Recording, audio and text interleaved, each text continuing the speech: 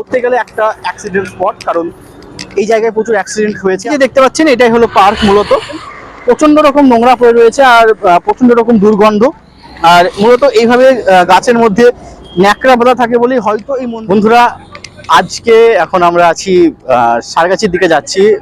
আর বিকালের পরিবেশটা অনেক সুন্দর, সুন্দর বাতাস বইছে। আর এই পাশে আপনারা দেখতে পাচ্ছেন এটা হচ্ছে NH-12। আগে এই রাস্তাটাকে সাধারণত মানুষ জানতো NH-34 বলে, বা সেটাই দীর্ঘদিন নাম ছিল। পরবর্তীকালে আমরা জানি নাম চেঞ্জ করা হয় এবং এই রাস্তাটার নাম বর্তমানে NH-12 বলে আমরা জানি। আর এখন আমি যেখানে আছি এটা হচ্ছে গোপীনাথপুর। আর মাত্র 50 মিটার পরেই গোপীনাথপুরটা শেষ হয়ে যাবে এবং তারপরে নতুন একটা গ্রাম শুরু হবে যার নাম হচ্ছে সারগাছি। আর আরেকটা মজার জিনিস আপনাদের দেখানোর আছে, সেটা হলো এখন আমি এই মুহূর্তে যেই জায়গাটা আছি এইটা ধরতে গেলে একটা অ্যাক্সিডেন্ট স্পট, কারণ এই জায়গায় প্রচুর অ্যাক্সিডেন্ট হয়েছে। আপনাদের জায়গাটা দেখিয়ে দিলে হয়তো খুব ভালো করে বুঝতে পারবেন। এখন আপনারা যে জায়গাটা দেখতে পাচ্ছেন, বিশেষ করে এই জায়গাতেই প্রচুর পরিমাণ অ্যাক্সিডেন্ট হয়ে থাকে। তার কারণটাও আপনাদের একটু আমি বলার চেষ্টা করছি, কারণ এই জায়গায় একটু লক্ষ্য করেন, এই জায়গায় অনেক লরি দাঁড়িয়ে আছে আর এই জায়গায় আরো লরি দাঁড়িয়ে থাকে। এই অ্যাক্সিডেন্ট হওয়ার পর সেটা অনেকটা কমে গেছে। আর যখন এই লরিগুলো এই জায়গায় দাঁড়িয়ে থাকে আর এই রাস্তাতে যখন গাড়িগুলো যায়, তারা কিন্তু ওই দিকের গাড়িগুলো দেখতে পায় না। এই কারণেই এই জায়গাটায় প্রচুর পরিমাণ অ্যাক্সিডেন্টটা হয়। তো বর্তমানে সেটা অনেকটা কমে গেছে। এখন যেখানে দাঁড়িয়ে আছি এখানে গোপীনাথপুর শেষ হচ্ছে এবং তারপরে শুরু হয়ে যাচ্ছে সারগাছি। এখানে সারগাছি একটা পোস্টার আপনারা দেখতে পাচ্ছেন। আর এখন শুরু হয়ে যাচ্ছে সারগাছি, আর আমরা সারগাছিতে রয়েছি। আজকে আপনাদের একটা মন্দির দেখাবো সারগাছিতে অবস্থিত, যার নাম আমরা জানি ন্যাকড়াতলার মন্দির নামে, একটা মা কালীর মন্দির। সেটা আপনাদের আজকের ভিডিও দেখাবো। আপনারা ভিডিওর সঙ্গে থাকুন এবং আপনাদের সঙ্গে দেখা হচ্ছে। সামনেই পড়বে সারগাছি বাজার এবং তারপরে পড়বে সারগাছি স্টেশন। আর সাধারণত মুর্শিদাবাদের এই সারগাছি গ্রাম অঞ্চল বা এর আশপাশের বেশ কিছু গ্রামের মানুষরা এই সারগাছি স্টেশনের মাধ্যমেই বিশেষ করে কলকাতা যে যাতায়াত করে থাকে। আর সারগাছির পরেই একটা বড় স্টেশন পড়বে যার নাম বহরমপুর। সেখানে সব রকম ট্রেনই দাঁড়ায়, কিন্তু সারগাছি স্টেশনে সব রকম ট্রেন দাঁড়ায় না। বিশেষ করে যেগুলো এক্সপ্রেস গাড়ি রয়েছে সেই গাড়িগুলো কিন্তু এখানে দাঁড়ায় না। বাকি যে মেল ট্রেনগুলো রয়েছে সেগুলো কিন্তু এই স্টেশনে দাঁড়ায়। সেগুলো আপনাদের দেখাবো। তার আগে পড়ে যাবে সারগাছি বাজার, সেটাও দেখাবো আপনাদের। বন্ধুরা, এটা হচ্ছে সারগাছি বাজার এবং এই রাস্তাটা দিয়ে মূলত স্টেশনে যাওয়া হয়। আর সারগাছিতে এখন বর্তমানে সমস্ত রকম সুবিধায় রয়েছে।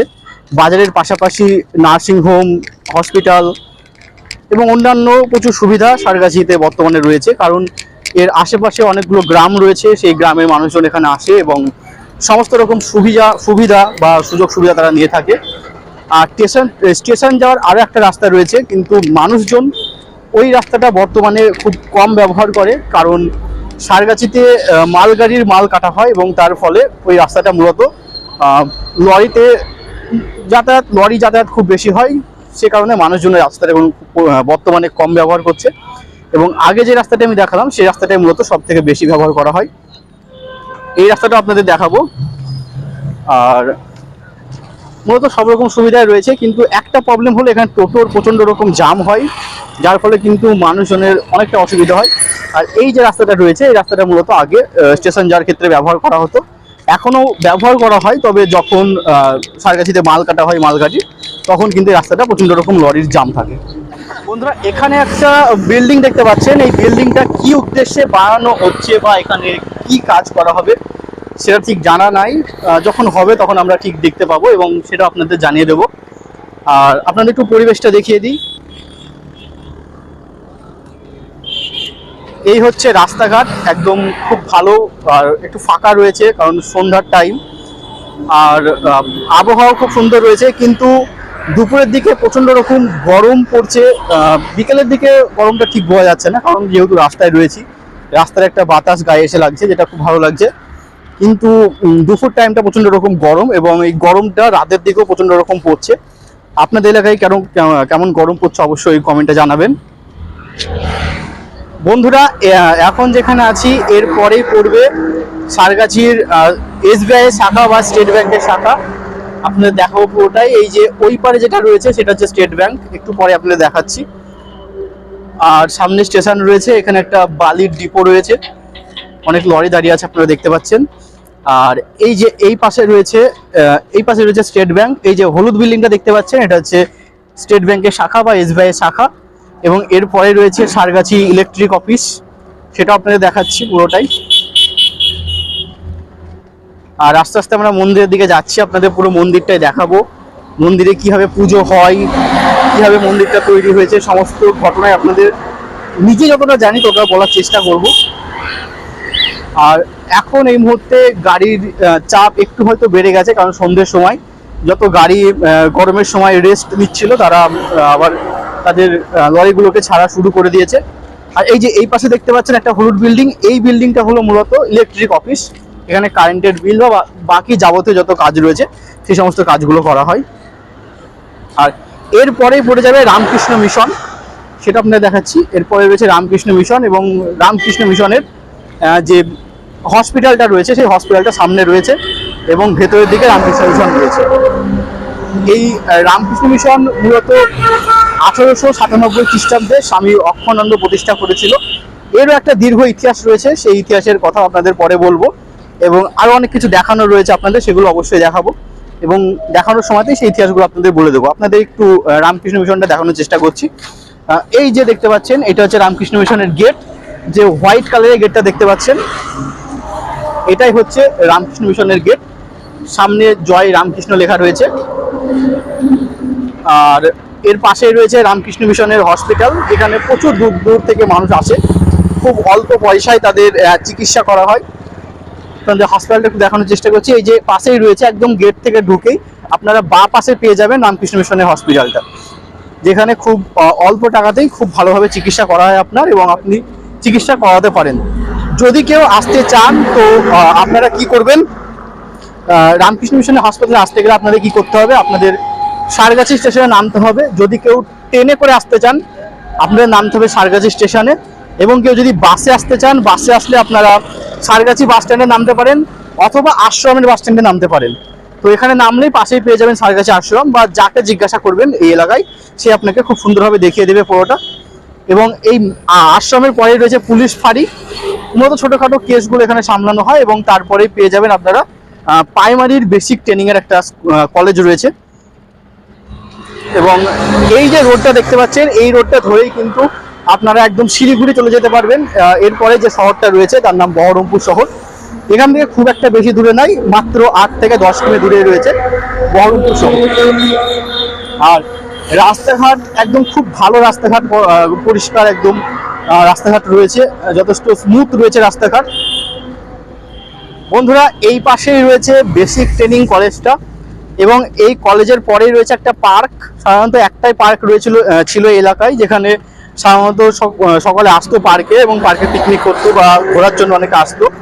কিন্তু বর্তমানে বিষয়টা কি হয়েছে, পার্কটাকে বন্ধ করে দেওয়া হয়েছে। কি উদ্দেশ্যে বন্ধ করেছে বা কেন বন্ধ করা হয়েছে সেগুলো ঠিক জানা নেই, তবে পার্কটা বর্তমানে বন্ধ রয়েছে। কিন্তু পার্কের সামনে একটা রেস্টুরেন্ট রয়েছে, সেই রেস্টুরেন্টটা আপনারা খোলা পাবেন, এবং আপনারা চাইলে সেই রেস্টুরেন্টে আসতে পারেন আর খাবার খেতে পারেন। আর সামনে পার্কটা আপনাদের দেখাবো অবশ্যই। এই যে দেখতে পাচ্ছেন, এটাই হলো পার্ক। মূলত পার্কটা বর্তমানে বন্ধ রয়েছে, সেটা আপনাদের বললাম। পার্কটার যে নাম, সেই নামটা ছিল গ্রিন ওয়ার্ল্ড রিসর্ট। এই পার্কটার নাম মূলত ছিল গ্রিন ওয়ার্ল্ড রিসর্ট। তো পার্কটা বর্তমানে বন্ধ করে দেওয়া হয়েছে। আর এই পাশে প্রচুর লরি দাঁড়িয়ে থাকে সাধারণত এই রাস্তাতে, কারণ নর্থ বেঙ্গলের দিকে যে সমস্ত লরিতে করে মালগুলো যায়, তারা প্রধানত এই সমস্ত ফাঁকা রাস্তাতেই বিশ্রাম নেয়, এবং রাতটা তারা এই রাস্তাতে কাটে, তারপর আবার সকালে তারা তাদের গাড়িটা ছেড়ে দেয়। প্রধানত নর্থ বেঙ্গল, বিশেষ করে আসাম বা শিলিগুড়িতে যে গাড়িগুলো যায়, সেই গাড়িগুলোই মূলত এই রাস্তায় বিশ্রাম নিতে দেখা যায়। বহু প্রতীক্ষার ফল, অনেকটা রাস্তা পেরিয়ে আমরা চলে এসেছি সেই মায়ের মন্দির দর্শনে। এতক্ষণ রাজা রাস্তার সম্পর্কে খুব সুন্দর তোমাদের সাথে পরিচয় করিয়ে দিল। এবার কিছুটা দূরে রয়েছে আমাদের সেই মায়ের মন্দির, যেখানে রয়েছে অসংখ্য অসংখ্য প্রাচীন মতবাদ, অনেক গল্প কথা। চলুন সেই মন্দিরের সঙ্গে তোমাদের পরিচয় করে দিই। বন্ধুরা, এতক্ষণ বেশ ভালোই আসছিলাম, রাস্তা যথেষ্ট ভালো ছিল, কিন্তু এই জায়গায় বেশ কিছু নোংরা পড়ে রয়েছে, এবং আপনারা হয়তো দেখতে পাচ্ছেন প্রচণ্ড রকম নোংরা পড়ে রয়েছে, আর প্রচণ্ড রকম দুর্গন্ধ। এগুলো কিসের নোংরা বা কোথা থেকে আসছে সেটা ঠিক কেউ দেখারও নাই, এখানে প্রশাসনেরও দেখার নাই। রাস্তায় যা তা ভাবে নোংরা পড়ে রয়েছে আপনারা দেখতে পাচ্ছেন, এবং প্রচন্ড রকম একটা দুর্গন্ধ, আর সামনে ধোঁয়া উঠছে, হয়তো সেগুলো পোড়ানো হয়েছে বা পোড়ানো হচ্ছে, এবং এগুলো আসছে কোথা থেকে সেটা ঠিক জানা নেই, কিন্তু একদম প্রচন্ড রকম একটা নোংরা পরিবেশ এখানে করে রয়েছে। এবং এরপরে শুরু হয়ে যাচ্ছে, আর বিশেষ করে এই অঞ্চলটা এটা পড়ছে বহরমপুরের মধ্যে পড়ছে। আর দূরে আপনারা দেখতে পাচ্ছেন ট্রেন যাচ্ছে, দূরে ট্রেন যাচ্ছে আপনারা দেখতে পাচ্ছেন।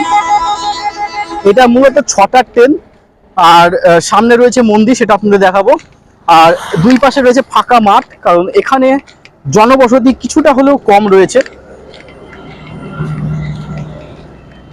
আর প্রায় চলে এসেছি, আর এখান থেকে মাত্র 20 থেকে 30 মিনিট দূরে রয়েছে মন্দিরটি।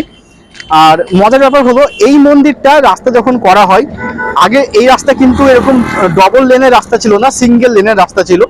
কিন্তু মজার ব্যাপার হলো, রাস্তাটা যখন করা হয়, এই আশপাশের প্রচুর গাছ, প্রচুর বাড়ি, সেগুলো কিন্তু কাটা হচ্ছিল। কিন্তু বিষয় হলো, এখানে যে গাছটি রয়েছে সেটা কিন্তু কাটা হয়নি।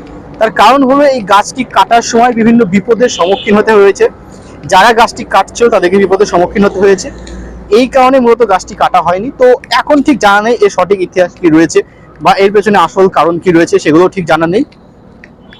আর এই হচ্ছে মন্দিরের এলাকা, এখানে আগে অনেকবার এসেছি, আপনাদের আজকে পুরোটা দেখাবো।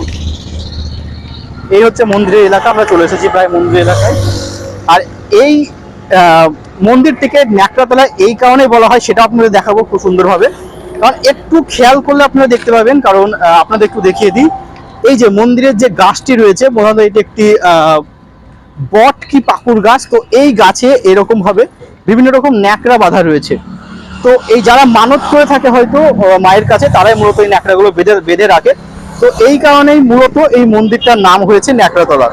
এবং আর একটা মজার ব্যাপার হলো, আপনারা যখন এই মন্দিরের পাশ দিয়ে কোনো গাড়ি যাতায়াত করে, তারা কিন্তু বিভিন্ন কয়েন এই মন্দিরের উপর ছুঁড়ে মারে, বা ছুঁড়ে মারে বিষয়টা বলা ঠিক নয়, কারণ এই মন্দিরে তারা তাদের ইচ্ছা অনুযায়ী দান করে থাকে। তো এই যে রাস্তাটা রয়েছে মন্দিরের আশপাশে, রাস্তায় প্রচুর ছোট ছোট কয়েন, 1 টাকা 2 টাকা 5 টাকার কয়েন পড়ে থাকতে দেখা যায়।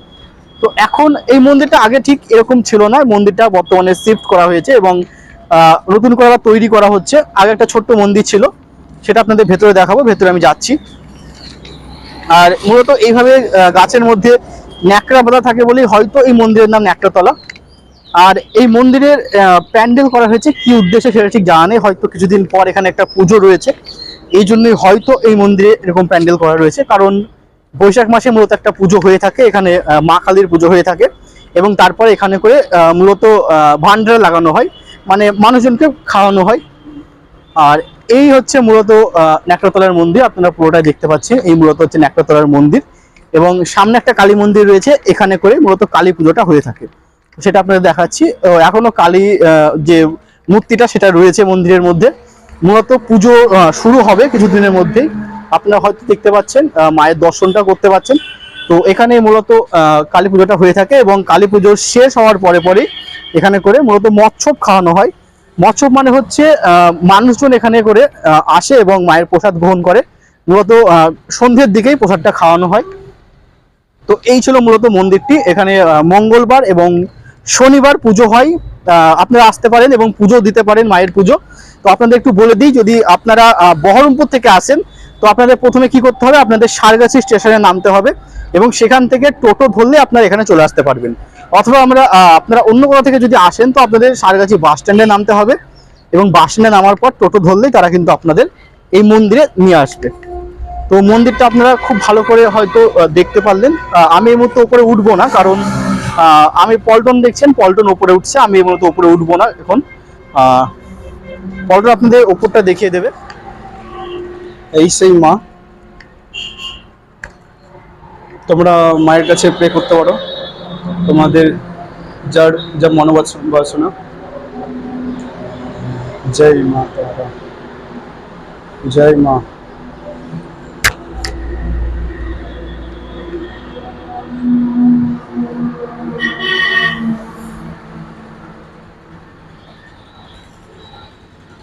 এই সাইডটা দেখবো, তোমাদের দেখাবো।